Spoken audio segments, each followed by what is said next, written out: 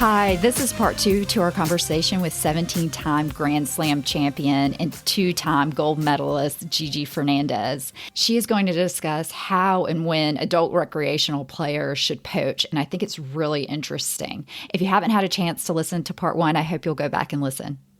So can you tell me or tell us when you should generally look to poach? Because this is one of my biggest things that I was trying to learn this, I guess, 2020, right? Coronavirus year. Didn't get a chance to because we weren't out on the court as much. But Carolyn and I just got bumped that year, 2019, from 3-5s to 4-0s. And I was like, 2020 is going to be my year to figure out when to poach. And then I didn't really COVID hit. Yeah, and then COVID hit and we weren't on the court as much. So now Carolyn and I are calling this our rebuilding years since we just got bumped up and we're like the little infant 4-0s now. But so can you give us a sense of best time to poach? Yeah. So first of all, you want to poach on a deep ball and ideally one that's an outside shot, right? So you want an outside shot when you poach. If you poach on an inside shot, you're giving them the option to hit the cross-court backhand or cross-court forehand backhand, assuming right-handed, which is the easier of the shots.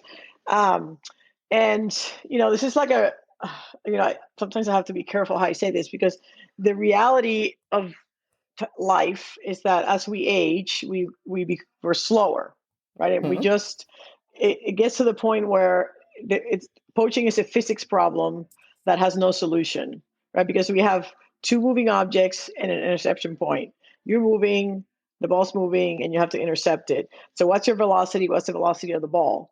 And sometimes your velocity is not going to be enough. And the velocity of the ball is too fast, and you're not going to get to that interception point. Right.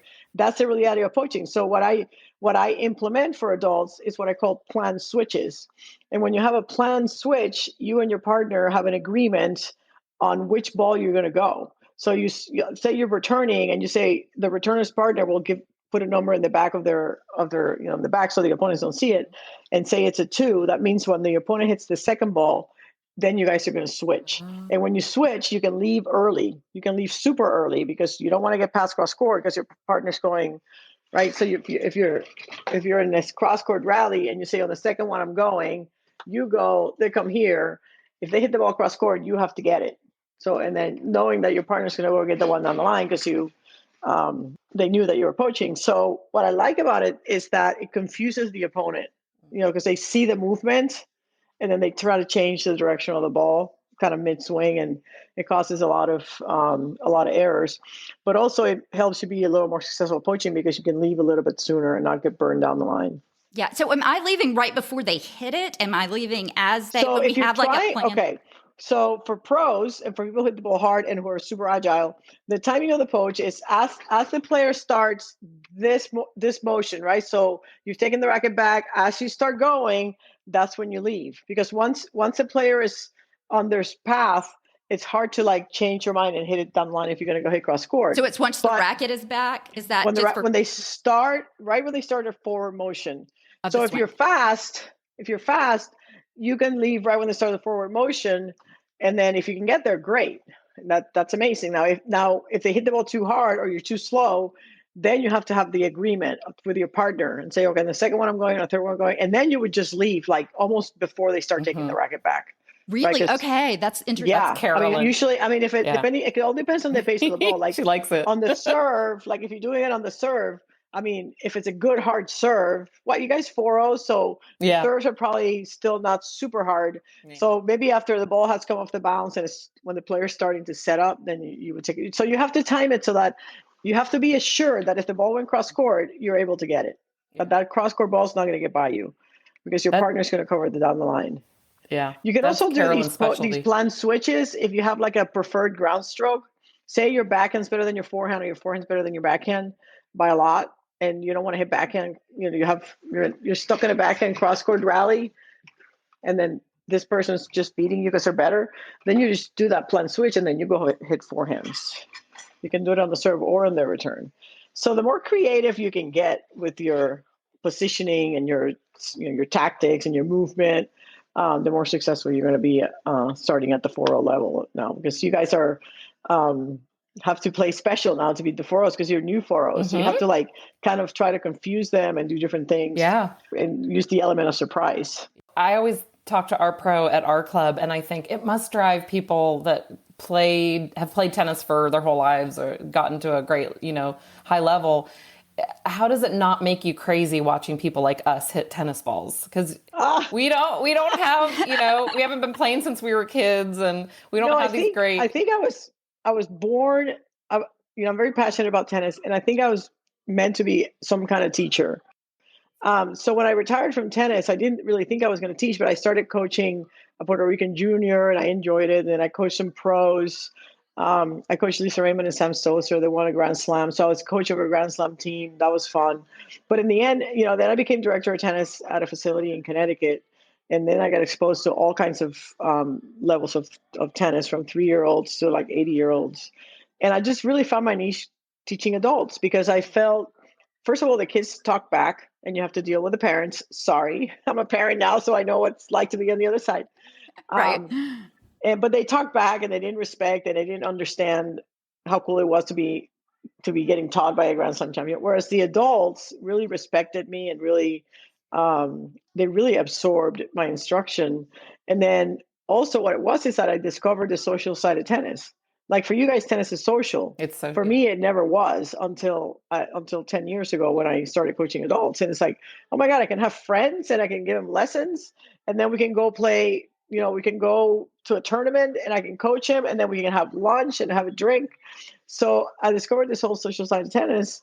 And the other misconception that I had was that adults couldn't improve. Like, if you were a 3-5, you'd be a 3-5 forever, for the rest of your life, right? But when I started coaching adults, and I had the same group for a year, it was like, oh my God, the difference between the beginning and the end was like, these players are really improving. So when you're a teacher, you want your students to improve. And then finally, when I started coaching adult recreational players, and I saw how we were teaching doubles, I was just flabbergasted, because it was so bad. It was so bad how we were teaching doubles at our club. And I was like, this cannot be how we teach adults how to play doubles. I'm sorry, this is not right. So then I started traveling around the country, thinking maybe it was because of where I was not, was not a tennis place. But it was systemic. It was like all over the country. People do this follow the ball thing, and they're in the alley, and they reverse stagger, and they don't cover the lobs, and they hit the wrong shots, and they don't understand high percentage shot selection. So then I became really passionate about sharing what I knew about doubles. And then once you find an audience of people, like, I have 15,000 email followers, so then you turn it into a business. But it's because I love it. I love tennis, and I love sharing my knowledge, and I love being on the court. Well, we're so glad you did it. I feel like everybody that takes your class, because I told my good friend Teresa about you, and then she signed up for the Gigi Method classroom. Good. And she's a big fan of yours. And now after we play, we're like, what would Gigi say about this? Like, we'll talk. What would Gigi do? The other thing that I'm just piloting right now, I have the licensing program for clubs. So I have 2 clubs right now that are delivering my curriculum to their members with pros that I trained. So I train the pros and the method, and then I send them the drills, and they follow my curriculum. And we're doing that at 2 clubs. I have about 120 players right now taking it on a weekly basis, test trial. So hopefully that works.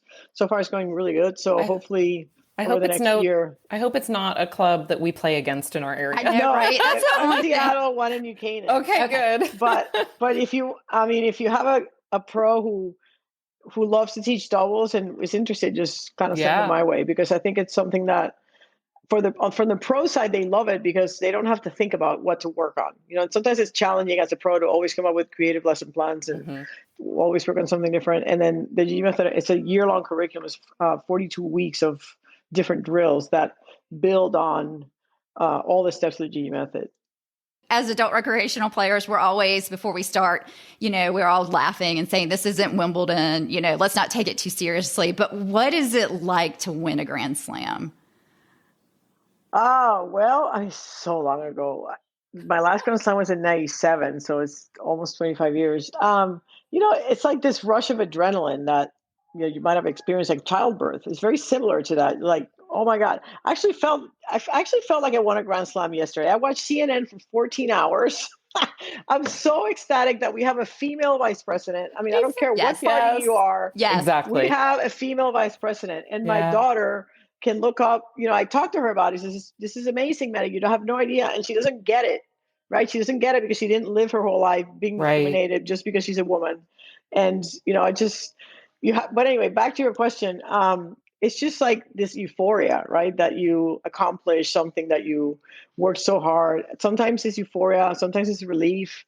Sometimes it's like, I just want another one. And actually, that's when I knew it was time to retire, because when I won, I used to win Grand Slams, and it was like, okay, I won another one. Because, my partner and I, we went in this tear. Like, we won 14 Grand Slams in 5 years. So we were winning almost 3 Grand Slams a year. So we just thought it was normal, and now it's like, no one's ever done that in any sport. No one's ever won 15 Grand Slams in 5 years. Like, we have the Bryan brothers, Venus and Serena, like they did it, they have the same number, but they've done it over a 25-year career. So, over time it became like, I just won another Grand Slam. And then in the end, I decided to retire because I felt like, I had 17 Grand Slams.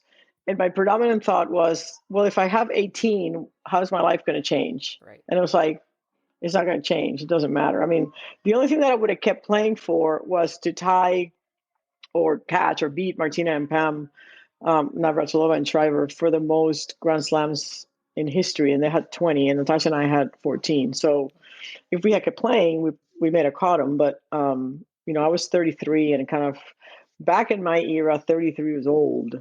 You're a dinosaur at 33. So now it's young. It was kind of time for me to go. And Natasha wanted to play with someone younger. She wanted to play with Lindsay Davenport. So I didn't want to start over with a new partner and win another Grand Slam. So I thought it was time. I also didn't want to retire. I also didn't want to go through that kind of decline that champions go through when they start losing to people they shouldn't, and they kind of walk away ungracefully. I really wanted to retire on top. And I won 2 Grand Slams and made the finals of the third the year I retired. So it seemed like the right time. In hindsight, stupid decision. I probably should have played 10 more years. But if you knew then what we know now, right? Right.